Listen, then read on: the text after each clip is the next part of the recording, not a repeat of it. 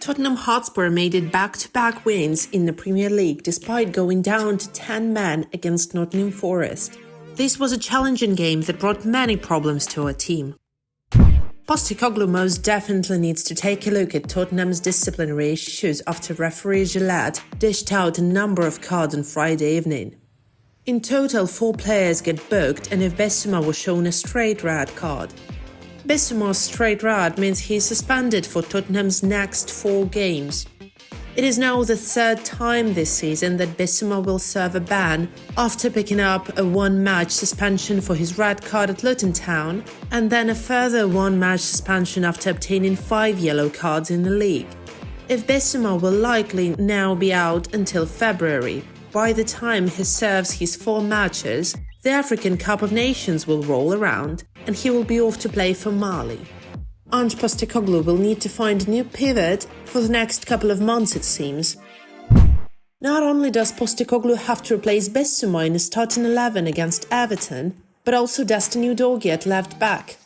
The Italian picked up his 5th yellow of the season for a silly push in the back and will now sit 1 game out. Christian Romero was pretty lucky not to suffer the same fate, and will likely pick up another suspension sometime in the next few weeks. Tottenham have been handed a huge injury concern as Brennan Johnson is the latest worry following his early substitution against Nottingham Forest on Friday night. The clash of heads that led to Johnson's substitution looked scary, as did the blood from the wound on his forehead. Most fans assumed that he was concussed after he slowly walked off the pitch, but there is good news on that front. Spurs head coach Ange Postecoglou confirmed in his post-match press conference that Brennan's injury was not a concussion and was a deep gash to his head. Ange Postecoglou joked that he has sent a letter to Santa Claus to get Tottenham's January transfer business done early next month because of the club's injury situation and the players he will lose next month to international competitions. Ange Postecoglou admitted that the winter window is the more difficult of the 2 transfer periods, not to mention the players we're going to miss. Football transfers have revealed Genoa centre-back Rada Dragushin and Everton defender Jared Brentwaite are at the top of Tottenham's wish list for January. Over the last few months, it's been widely reported that Spurs are prioritising signing a centre-back in January, with a whole host of names mooted as targets for the North London club.